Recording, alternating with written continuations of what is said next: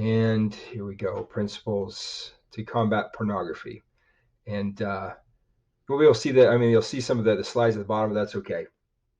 So first off, just this quote I wanted to start with. I thought this was very insightful when I came across it from Lawrence M. Gould, former president of Carleton College, who said, "I do not believe the greatest threat to our future is from bombs or guided missiles." He said, "I don't think our civilization will die that way. I think it will die when we no longer care." Arnold Toynbee has pointed out that 19 of 21 civilizations have died from within and not by conquest from without. That is so fascinating to me. 19 of 21. A lot of times when we think of civilizations being destroyed, we think of armies and battles and them being overcome and just wiped out, kind of a thing, or taken over and becoming slaves or whatnot. But this individual that studied all the major world civilizations found that 19 of 21 of them died from within, not by conquest from without. That's significant. He said there were no bands playing and flags waving when these civilizations decayed. It happened slowly, in the quiet and the dark, when no one was aware. And I can't think of a better way to describe what happens with pornography. And we'll address that coming up in another slide a little bit later.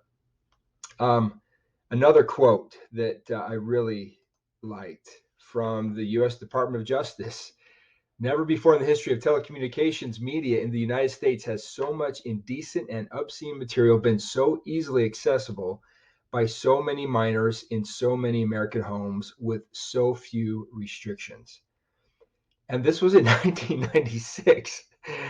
Uh, Imagine where we are today, right? Based on where we were in 1996. This is just absolutely mind blowing when you think of the level of access that minors have, that really we all have, to material and media that is indecent and obscene, right? With so few restrictions.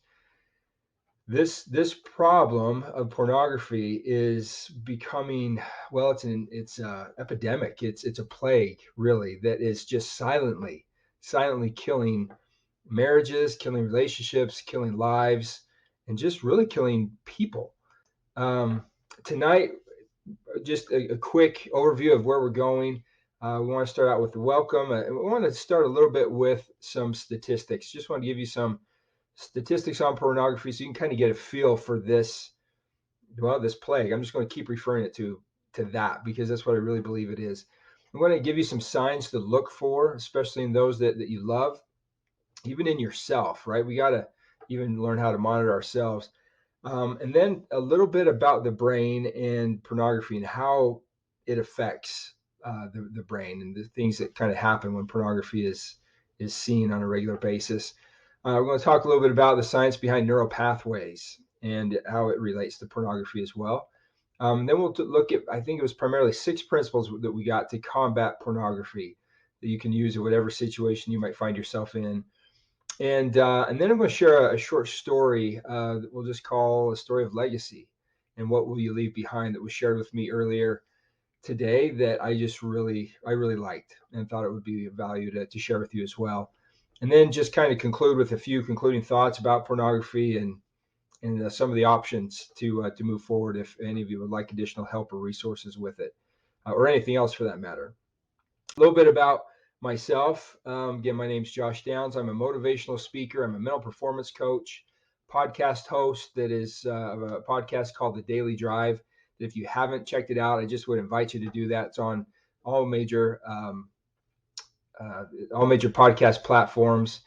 And it's basically consists of short daily faith-based inspirational thoughts, stories, principles, just to kind of help you start your day a little bit. And we're fast approaching 200,000 downloads, which is just so exciting to see.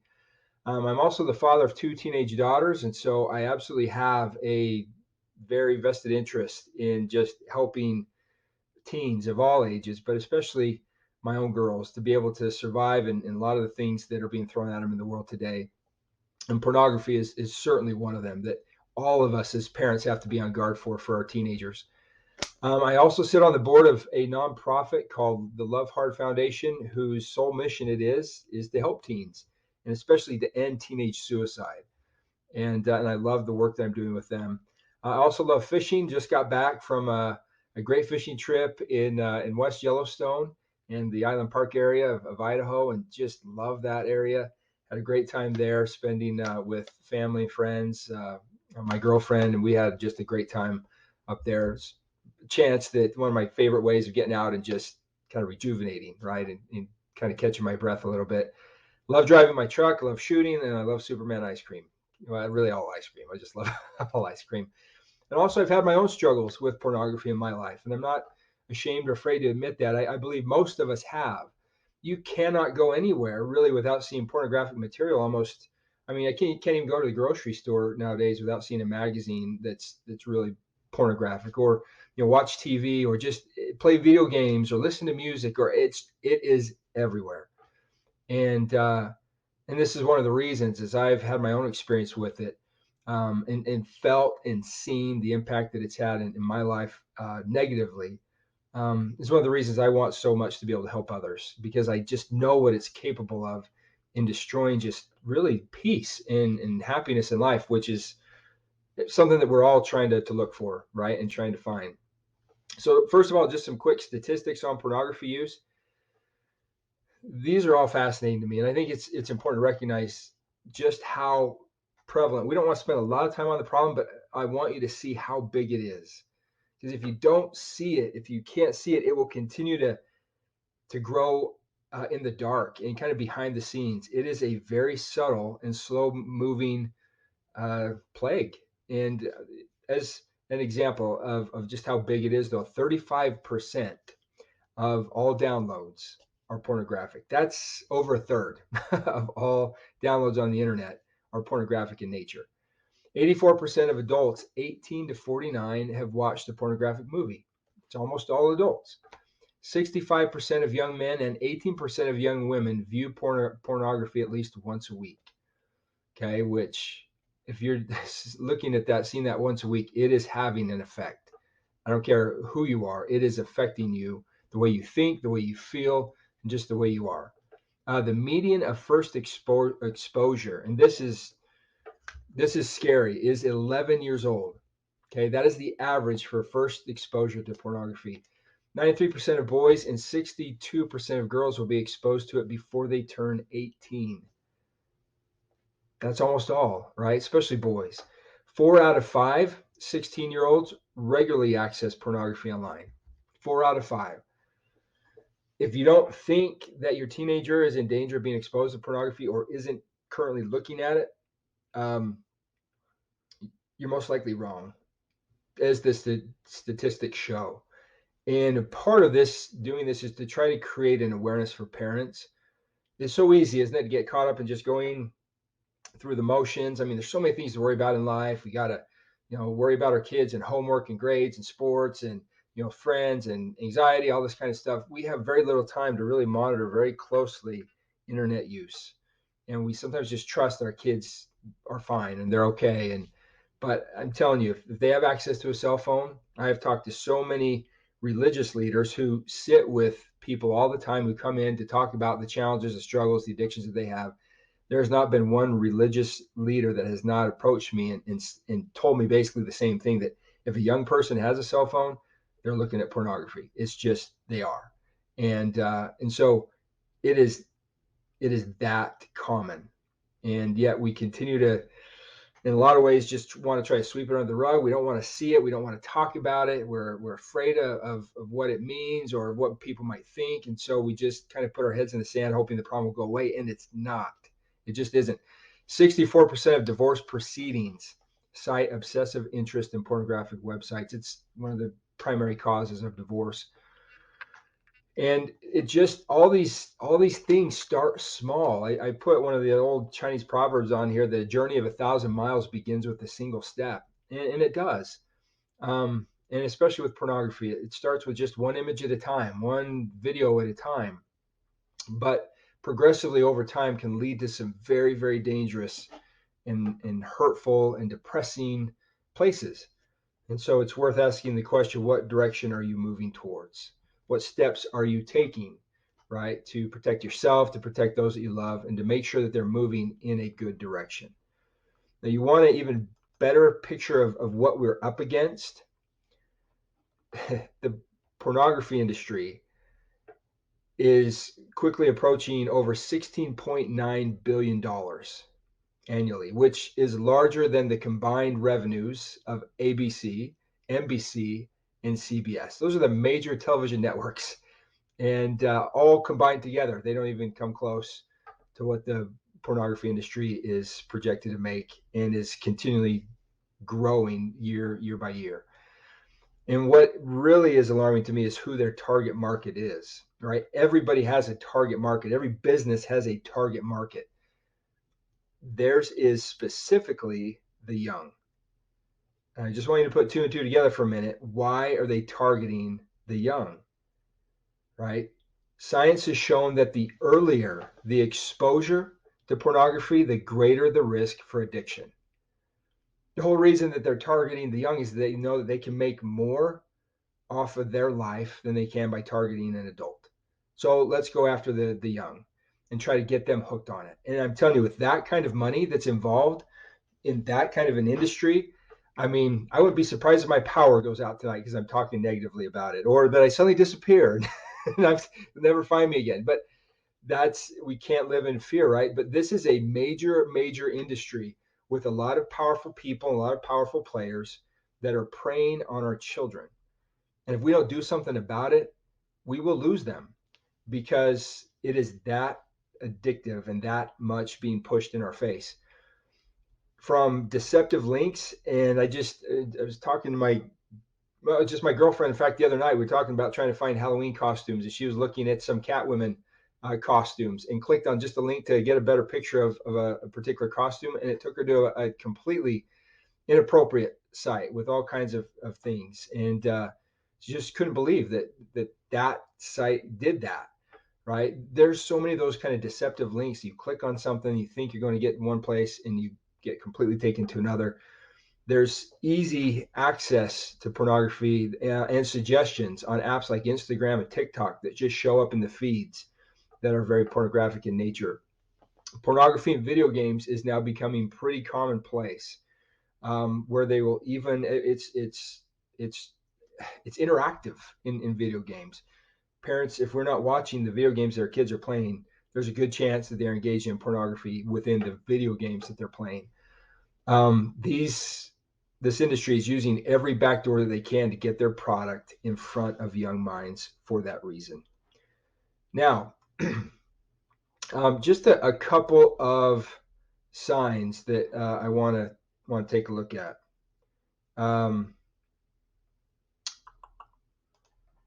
Let me see.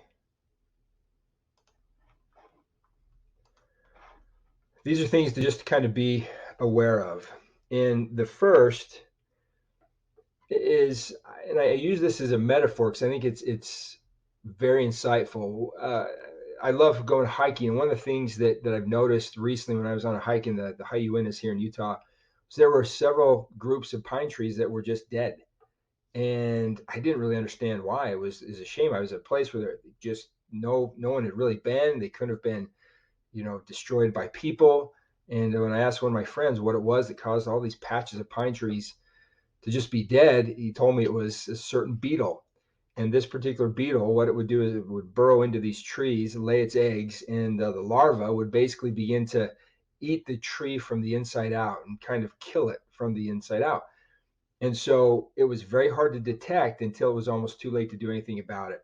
Park rangers had been trained to look for the early warning signs in order to catch the tree and spray for to kill the beetle before it spread and killed entire mountainsides of these pine trees. And what they looked for is little sudden changes in color variation. And I put another picture up there where you just kind of see the red, in the pines and the tree. It was that kind of coloring they begin to look for. And as soon as they'd see any of that, they would have to spring to action because they knew that they had to act fast in order to save all the trees. And it's just so interesting how that really is the same with people, right? Pornography affects us from the inside out, not necessarily from the outside in. It's something that can secretly and quietly kind of burrow into us and begin to affect the way that we think, the way that we feel, the way that we act. And those signs will often be seen on the outside before they're ever, discovered on the inside. And some of those signs to look for, whether it's, and I mentioned, whether it's in yourself, right, or it's in others. I think it's important that we look out for both. Is when somebody tends to lean more towards isolation, or they become disinterested in friends and activities, right? They become a little bit more secluded, a little more aloof from others. That little subtle change, especially if it's a change from where they have been, could be that's a very prevalent sign that pornography is starting to take hold. If there's an increase in depression, or certainly a sudden changes in mood, that very well could be linked to pornography. And I think it's important to really talk to teens about this, because in meeting and talking with lots of parents, I get asked, all the time, I don't know what's going on with my teen. There's been this change in mood. They're more depressed, they're more whatever. And this is what it is. 9 times out of 10, they have gotten engaged in some kind of inappropriate activity that involves pornography, whether it's, just looking at things, or messaging others, or sending inappropriate pictures, or, discussing it in inappropriate ways, or through the phone, through chats, through all the different apps that are out there. That's typically almost always what's happening. When you see increased secrecy, or see sexually explicit language and drawings, right? We tend to live what we see and talk about what we see. If you see a young person that is deleting their browsing history, that increased secrecy is it. And really just anything that tends to affect your mood a little. When you see that kind of swing, that change, that's what you look for.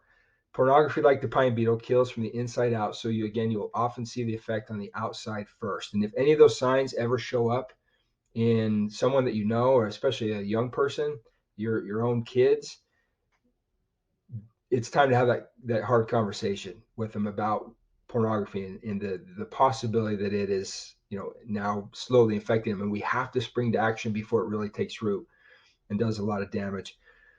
The reason being is pornography profoundly affects the brain. And on here I just put this diagram because one of the things that's important to understand is it's the same with really all thoughts. Thoughts can trigger emotions. There's a connection between those. Our brain and the thoughts trigger these emotions that then we feel and experience in the body. And there's a part that is played between our conscious mind and our subconscious mind. And what happens is we have a filter to keep things from getting into our subconscious, because once things are running subconsciously, well, there's a lot that goes on that we don't have control. We need the subconscious because it processes the majority of what we think, and it really is responsible for a lot of the basic functions that we experience in life. And so we need the subconscious. And one of the tricks to becoming successful, to becoming good at anything, is to do it enough that we create this. It's almost like a folder, a file system that exists in our subconscious that kind of run behind the scenes. I like to kind of compare it to a computer, right? On the computer, we just kind of see a small part of what's really going on behind the scenes.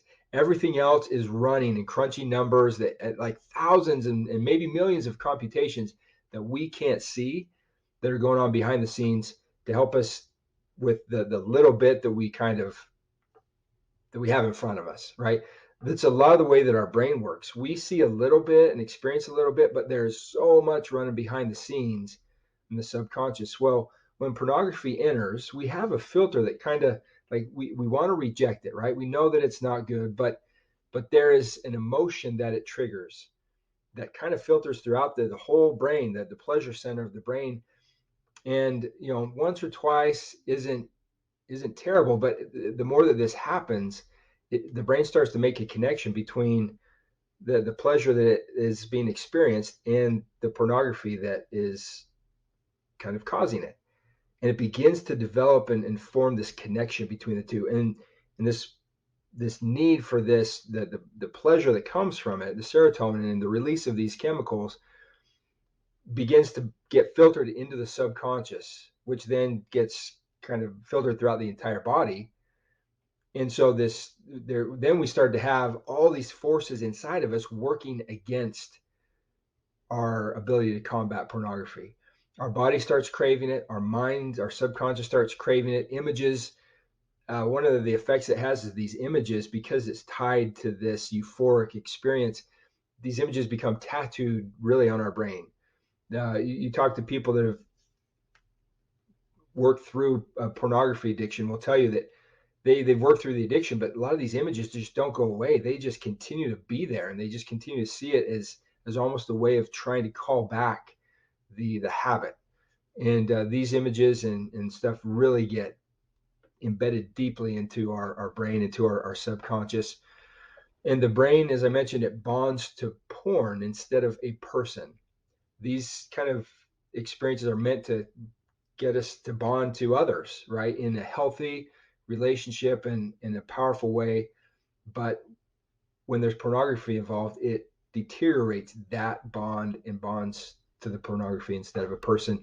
And science has also shown that it actually shrinks the brain. It shrinks the ability to reason. It almost helps it, almost causes it to go more into a juvenile state of being.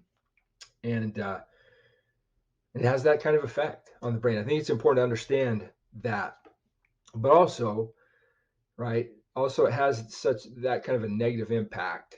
It's also worth pointing out that the brain is very resilient. And while porn has a tremendous impact on the brain, that our brain has an incredible capacity to change and adapt and to heal itself. Even if your neural pathways are deep canyons embedded with pornography, it's never too late to start the process of rewiring. God has designed us to be able to be very resilient in that way, especially when it comes to our brain. Neural pathways can continue to be reformed or changed or stopped as long as we do the work to do that. And speaking of neural pathways, this is kind of the concept, and this is an important part of understanding how data and emotion kind of travels through the brain. It typically starts with what I put up as like a line in the sand. When we experience something once, it's kind of just a quick little line. There's not this huge flow of information or data that travels easily through it, and so it hasn't really formed a habit yet. And these neural pathways can work for us and they can work against us.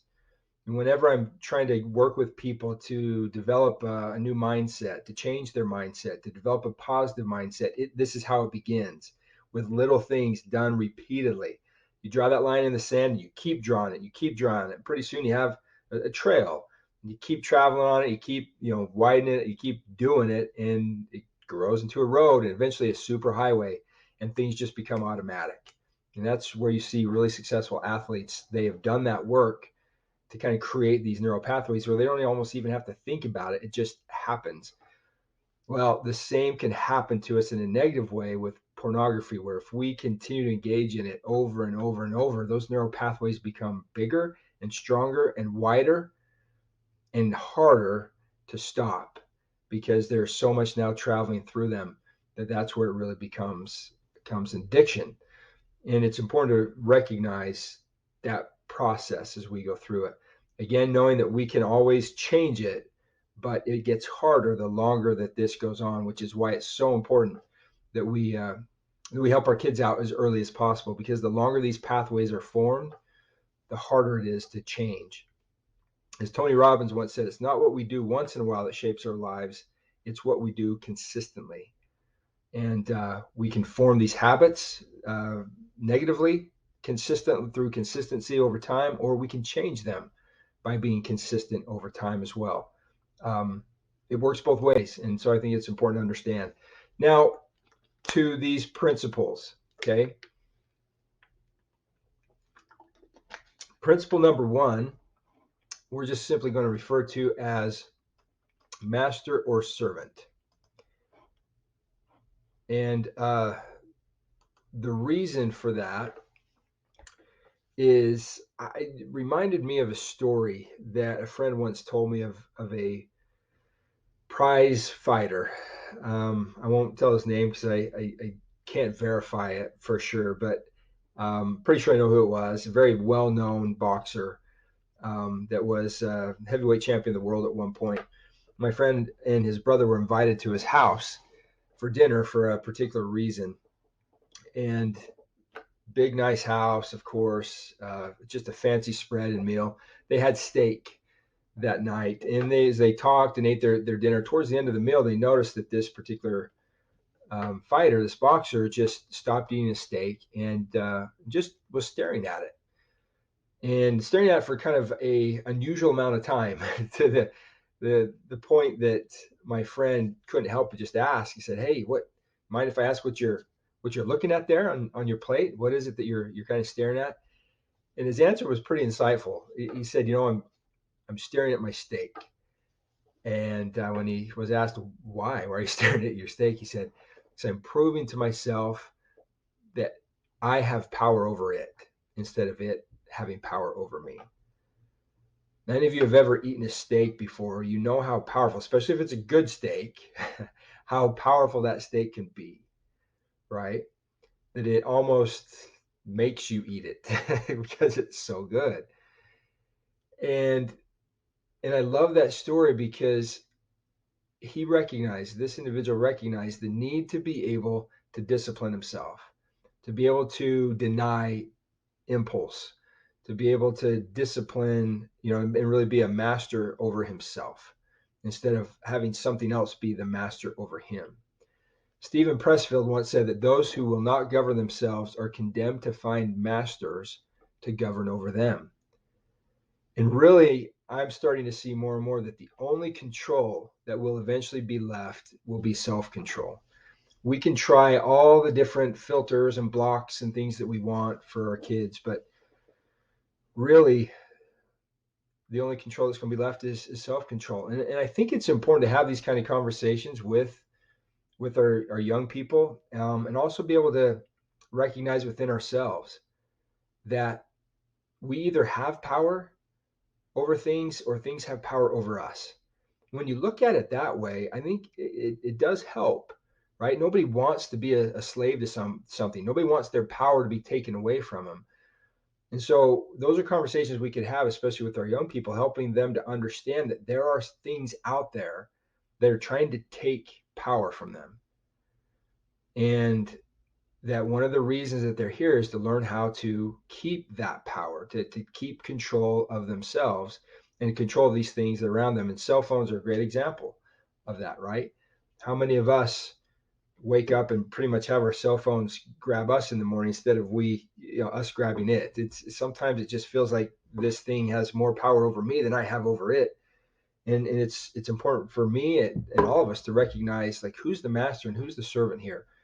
One of the reasons that pornography is so dangerous is it takes our power, completely takes it, to where we can lose the ability to choose for ourselves, to govern ourselves, to control ourselves. And so we need to understand what's at stake. I, I didn't even mean to make that pun, but yeah, we need to understand what's at stake here when it comes to pornography. Paul V. Johnson once said, "When we obey Satan, we give him power. When we obey God, he gives us power." And that really is what's at the heart of this, is the more that we give in to these kind of temptations and impulses, we lose power, we lose control of not just the moment, but really of our lives. I've watched, and of people, I'm sure as well, that have just literally lost control of their lives, their homes, their marriages, their families. They've lost so much because of addiction, right? Whether it's alcohol or drugs or pornography. These things are designed to take our power away and cause us to lose power instead of gain power. So teaching that principle of who's the master and who's the servant is a good place to start, to remind ourselves of who's in control, and to teach our kids the importance of keeping that power themselves. Principle number 2 is the importance of teaching vulnerability in word and action, that it's okay to make mistakes. And this I can't emphasize enough, because one of the biggest obstacles to change and to overcoming pornography is shame.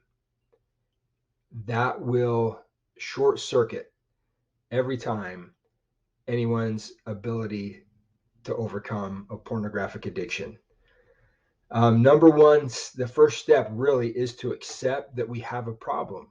We need to accept that, right? There needs to be vulnerability and ownership in order for there to be real change. And I've referenced this before. I really believe we're all having, in essence, our own Adam and Eve experience, where there are things on this planet that aren't we're not meant to partake of, we're not meant to have, yet they're so enticing and so tempting, right? That we will give in, and that's okay. That's by design. It's meant to be that way. Um, but what happens next is what's really crucial. It's not whether or not we'll ever make a mistake. It's what we will do about that mistake when we do. As Adam experienced, the first thing that Satan told him to do was to hide.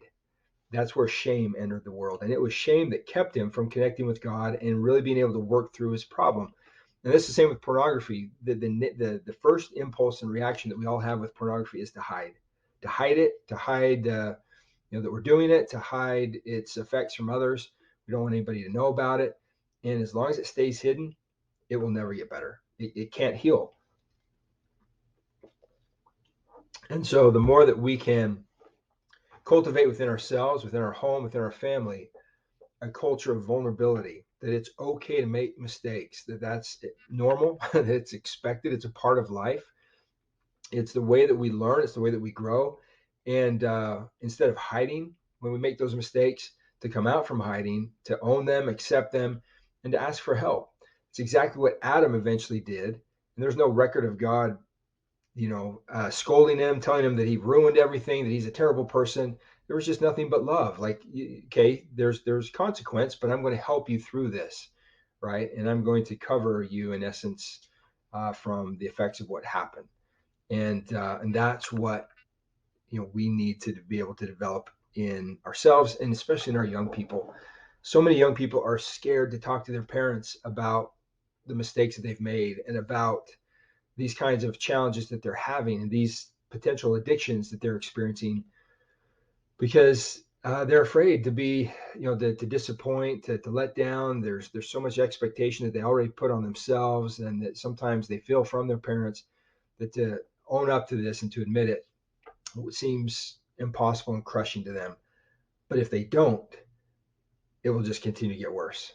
And so being able to cultivate and teach that principle of vulnerability and to accept and own when we make mistakes is absolutely key to being able to overcome any kind of pornography addiction. I put one of my favorite quotes up here from Richard G. Scott, who said, "The joyful news for anyone who desires to be rid of the consequences of poor choices is that the Lord sees weaknesses differently than he does rebellion." I think that's a key point. The Lord sees weaknesses differently than he does rebellion. Very few people that I know that are struggling with pornography are struggling because they are rebelling against God or against parents or against whatever. It's an inherent weakness that really we all have, that is being exploited. And the Lord sees that very differently. Whereas the Lord warns the unrepented rebellion will bring punishment, when the Lord speaks of weakness, it's always with mercy. And I think that's an important principle to teach our kids as well. Help them to understand how God will see them and be towards them. And probably the best way that we can do that is to be that way ourselves to them also, right? And if any of you listening are struggling with pornography in any way, to understand this as it relates to you and your relationship with God, that he sees weakness different than he does rebellion. That's one of my favorites. Next principle is that we need to focus on interrupting the pattern, okay? Because there's just always a pattern that is involved with pornography. We start out by feeling good about ourselves, right? We're in alignment with who we are and who we're meant to be. But then something happens. I don't know what. There's some kind of a experience where we are reminded of a perceived insufficiency that we have or feel that we have in ourselves. It's often not even true, but we see it, we feel it, we think it, and so our thoughts begin to gravitate towards negative self-talk. We begin to feel bad about ourselves. And so then our mind begins to entertain thoughts to escape the pain. And this is kind of where the addiction cycle comes in. After we've initially been exposed to pornography. Right. So we begin to entertain thoughts of ways to escape the pain. And one of the quickest is, the pleasure that comes from viewing pornography. And so the more we entertain those thoughts, eventually we give in to those impulses. And eventually, as a result of that, we feel terrible about ourselves. It just is the way it goes every time because we're out of alignment with who we're meant to be, who we are. We've given away our power. We feel bad about ourselves. So worth and power are out of alignment. And we don't feel safe. We don't feel good. And we stay in that place for a period of time until we feel tired of feeling bad. And we're like, okay, I'm going to resolve to try to be better. We begin to pick ourselves back up again. I will do better. We use our power to resist some urges and to change our thinking. We begin to take control of our thoughts and our body and gain confidence again. And we get to that place where we feel good about ourselves again. Like, okay, we got this. I'm back into alignment with who I am. And then something happens and we're reminded of an insufficiency and there's a trigger. We feel bad. We have a hard day. There's something disappointing. We have too much pressure. There's anxiety. And we start this all over again. One of the things we need to try to do in for ourselves or anyone else is to try to clear out anything that is a trigger or a reminder.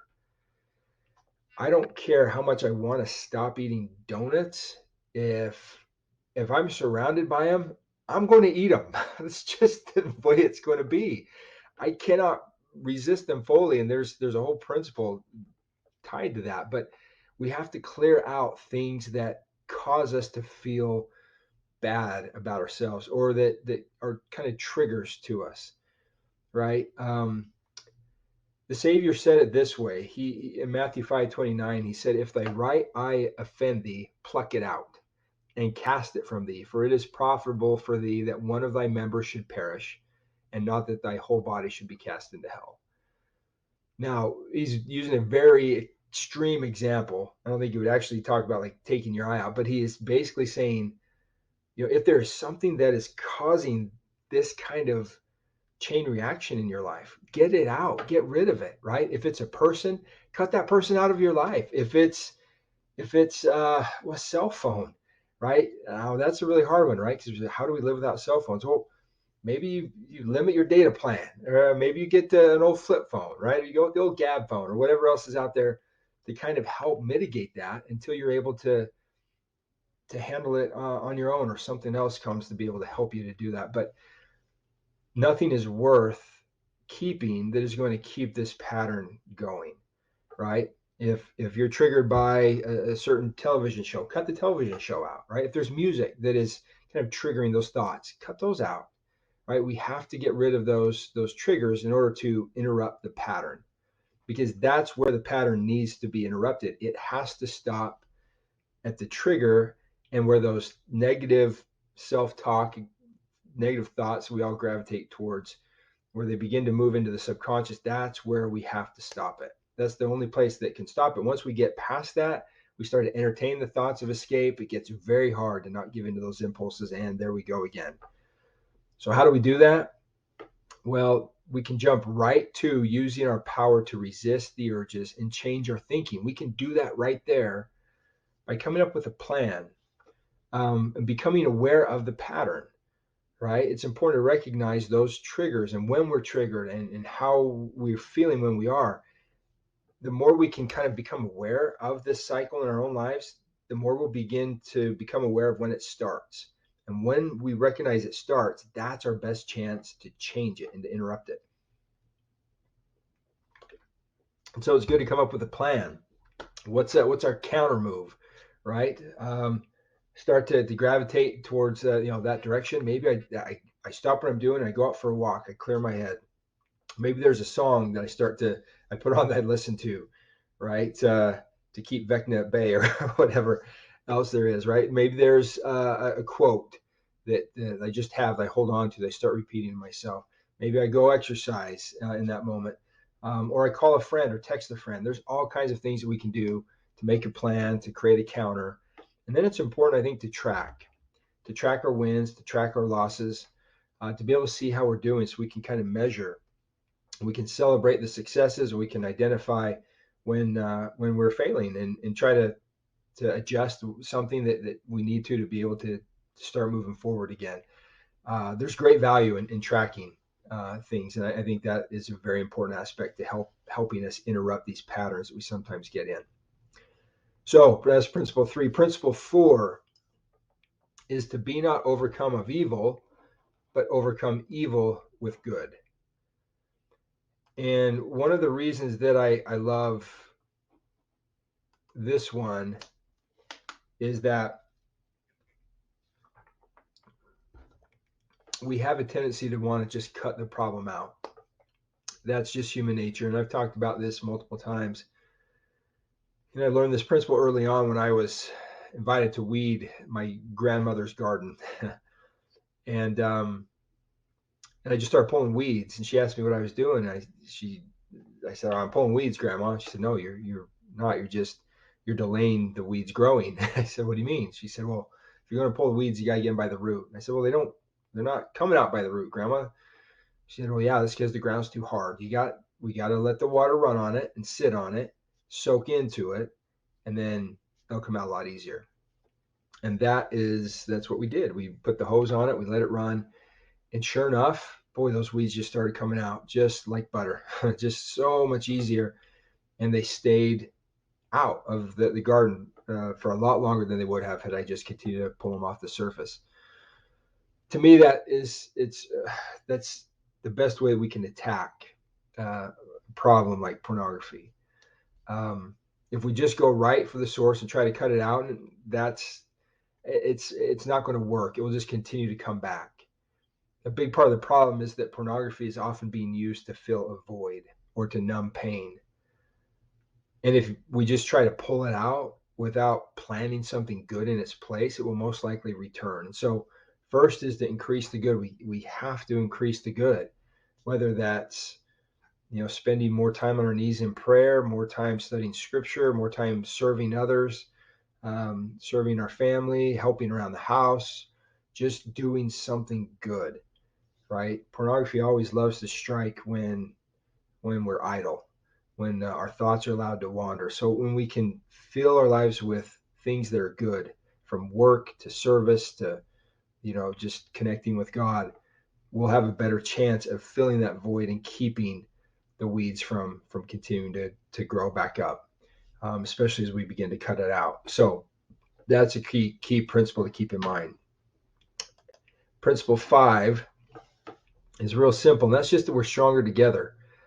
Your fight is my fight kind of mentality. My father, who's been going through cancer here recently, we bought him a shirt early on that said, your fight is my fight, and we all had the same shirt. We wanted that was our way of letting him know that he wasn't alone, that he was going to be battling this with us by his side. Now, there are some things that he had to do on his own, a lot that he had to do on his own, but he wasn't completely alone in doing them, and that's because we were there. Self-mastery really is a team effort. We're stronger together when we are supporting each other, when we're encouraging each other, when we are holding each other accountable. And so one of the things that I always recommend for anyone that's struggling with any kind of addiction or trying to change behavior in any way is to join a support group. Talk about some of the struggles that you're having, right? And celebrate the successes that you're having together. Find an accountability partner, somebody that you can check in with regularly and let them know how you're doing. Help someone else that's struggling. That's a great way to help yourself, right? When you start working with somebody else, you're helping them with their challenge, their addiction. You're also helping yourself in the process. And there's something called text coaching that works. You can reach out to me individually if that's something you'd be interested in learning more about. But I've seen some fun things happen and read quite a bit here recently about the success of just having constant contact with a coach. Little daily reminders, check-ins to see kind of how things are going, where somebody's state of mind is, so that you know how to best help them, right? Maybe send some additional things or have a chat with them if needed, if they're really feeling down. But we are stronger together when we partner together. Principle 6 is it's important to create walls to protect us. right? Kind of the concept that it's wiser to avoid temptation to resist it. Again, if I try to quit eating unhealthy, it's not going to do me any good to have a bunch of unhealthy food around, because I just eventually will give into it. So the best thing I can do is clear it out, to get it out, and to keep it out, right? As it says in Proverbs, enter not into the path of the wicked, avoid it, pass not by it, turn from it, and pass away. There's so many things out there that can help with this, right? From putting filters on phones, monitoring use, creating strong routines to start and end the day, right? Making sure there's limited access if needed to certain things, having an accountability partner, keeping doors open, having computers in a high traffic area. We've heard all this before. Um, Taking in a lot of positive media is a great way, right? Again, trying to counteract the bad with the good. Exercise is also a powerful way. There's a whole concept of mastering yourself through pushing yourself to exercise that can also translate over to um, having a stronger mind when it comes to things like pornography. Developing new hobbies, skills that can kind of fill your cup, help you feel better about yourself, help you find joy in life, and help replace some of uh, the pleasure experiences that come from pornography with something else. And so, of course, service. All these kinds of things are just different ways, that kind of hedges and walls that we can create to protect us. A couple more principles. I ended up putting a couple more on here, more than I thought. One that I think is important to acknowledge is that some struggles take time to overcome. And parents, if you have a young person that's been struggling with this for a while, please be patient with them, um, and help them to be patient with themselves. Some challenges take months, some take years, some may take a lifetime. The Apostle Paul mentioned in 2 Corinthians that there was something that he struggled with, what he referred to just simply as a thorn in the flesh that just continued to come up. Could have been anything, right? But for him, it just continued to show itself, and he prayed for it to be removed, um, and the Lord didn't. It was not meant to be completely taken away, uh, but he told him why, which I'll share in the next slide. But I think it's important to recognize that there is opposition in all things. We know that, right? There's night and day, there's good and evil, there's right and wrong, there's hot, there's cold, there's just opposition in all things, including us. All things. We must learn to accept that part of us instead of hiding it in order for it to change, and accept that some changes may take a long time. And that's okay, because it will be worth it in the end. Last principle is that we have access to a power beyond our own. And I think this is the one I'd like to kind of end with tonight, is to just recognize that you're not fighting this alone. We're not fighting this alone. That one of my favorite verses from the book of Isaiah is where the Lord says, I have graven thee upon the palms of my hands, and thy walls are continually before me. He knows what our challenges are because he's paid the price for them already. And that if there's any reason to have hope in struggling with any kind of addiction, it's that the Savior already paid the price for that addiction. And he stands both ready, willing, and able to help and assist us through them. And that he's already taken into account, no matter what we've done, that we were worth it, right? That no matter how long we struggle with a particular addiction or a mistake or a challenge, that was okay to him because he's already suffered for it. And so instead of feeling bad and beating ourselves up, I like to try to focus on that he loved us enough despite our shortcomings, even if they continue through the rest of our life, to still pay the price and die for us so that he could help us, so that he could forgive us, so that he can strengthen us and help us to change and overcome them. Our fight is his fight. Our walls are his walls. They are continually before him, just like they are before us. And as he told Paul, his grace is sufficient for thee, for my strength is made perfect in weakness. And that's been one of the things that I've found to be most helpful in my own life is the more that I've reached out to him and really, really, and I mean really reached out to him, tried to make him a daily part of my life through prayer and scripture study, I have felt a power beyond my own to resist many of the temptations that are out there. And I've watched over the years as when I haven't and I've moved away from him and been left kind of to myself, that's when I've been at my weakest. That's when I've given into the most temptation in my life. He has to be a part of our life in order for us. I don't think in this world and in everything that we're up against today that we have what it takes on our own to survive. I don't. There's too much out there. It's too much in our face. It's too accessible. We need him more than ever before. And so in whatever kind of plan that we have, I always recommend making sure that God's a part of it if we want to survive. Now, this story I'll just kind of end with is a really quite a touching story. An individual that deals with pornography quite a bit just shared a letter that had come into him from a wife that basically told her story of how pornography had affected her. And it was just heartbreaking to kind of hear how it did. She'd been married for 10 years to a man, and he called her one day on his way home in a little bit of a panic and shortness of breath, saying that he felt that he had a heart attack and didn't know how to get help. Maybe if she could call 911 for him. And so I guess he pulled over the side of the road. He informed her of where he was, and she called to get help. By the time she got there, he was in pretty bad shape and was waiting for paramedics to come and get him. And she asked if she could have his phone and use it to again call for help. And to which he gave her his phone, but then she asked him for the passcode, and he gave it to her. But then in handing it to her, he said to her, "I'm so sorry."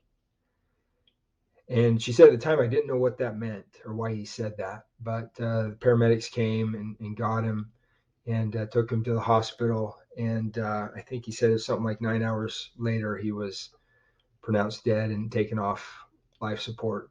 Might have been 9 days. I can't remember the exact time.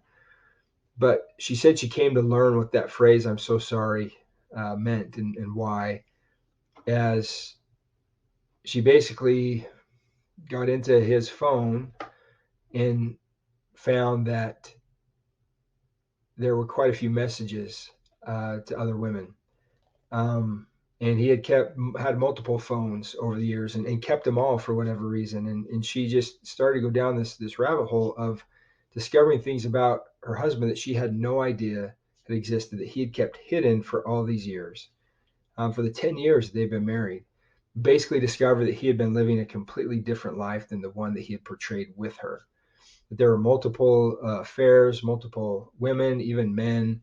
That she had found a therapist that he had been meeting with who informed her that he had been meeting not to deal with some, I think, like PTSD issues, but it was more of a sex addiction that he had had. And all of this came to light without her ever really knowing that. And she just said, imagine the mental, the way it affected her mental health, how devastating it was to her. And to just kind of basically one day wake up and realize that as the way she put it, she'd been married to somebody that wasn't real. That it was a fake relationship and a fake marriage, and the impact that had on her.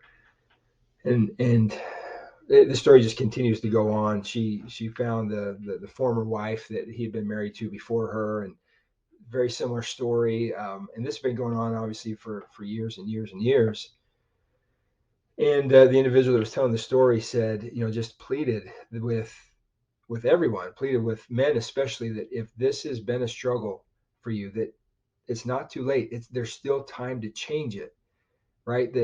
That fear of judgment now is very small. It's a very small price to pay in terms of what your legacy will be forever. And I can't think of a worse thing than to leave that kind of legacy behind, right? And that's what pornography does. It destroys everything it touches.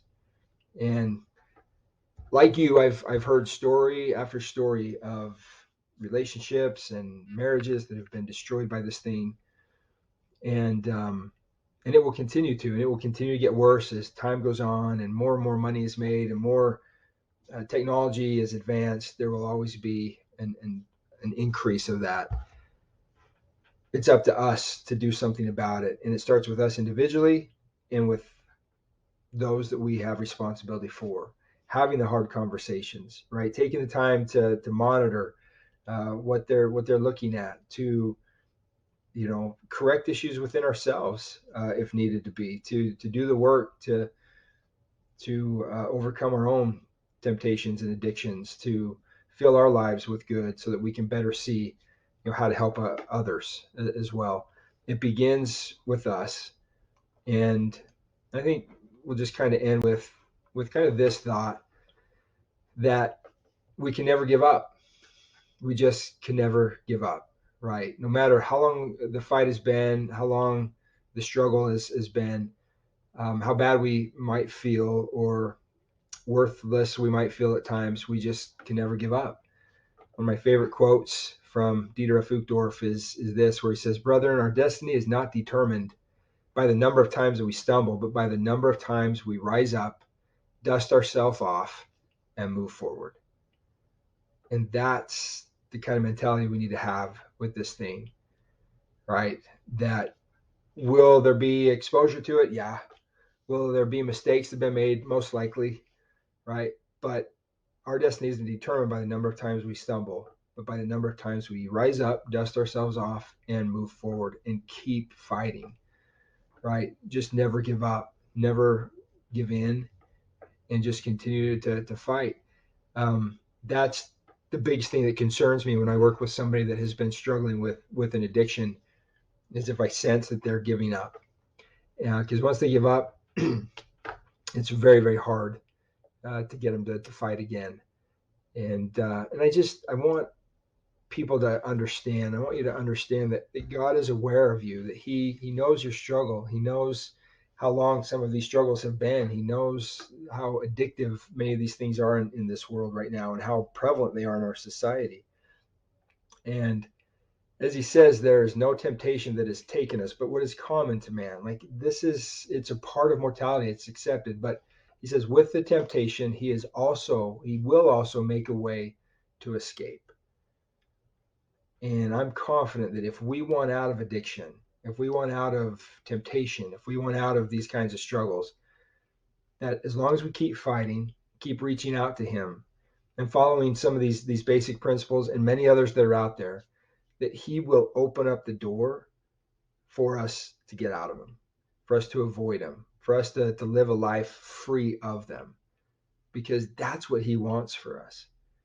And He has the power to make that happen as we partner with Him and work with Him, have faith in Him and trust Him, and just keep fighting and keep doing our part. So there's a few thoughts for you tonight on some principles to combat addiction.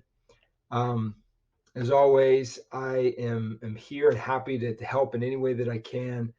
I won't take the time to show you some of the things that I do, but just know that I work with people individually. I have a program that I really am proud of, that really helps to establish people on a foundation that can help them to weather the storms of life, to help them to get the most out of life, to be able to live life with purpose and with meaning, and really with joy.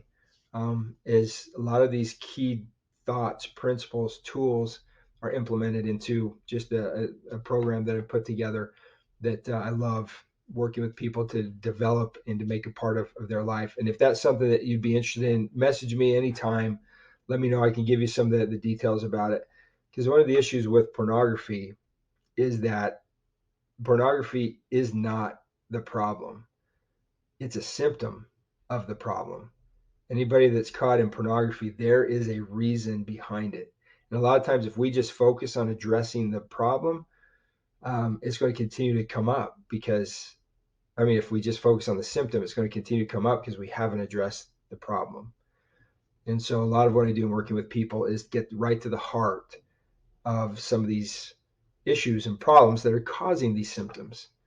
And so whether it's for yourself or somebody that you know, if that's something I can help anybody with, please reach out to me, let me know, and we can schedule a call to chat about it sometime. But I think that's about all that I had for you guys tonight. Hopefully that was helpful. As always, thank you for those that join me or that will watch this at a later point in time.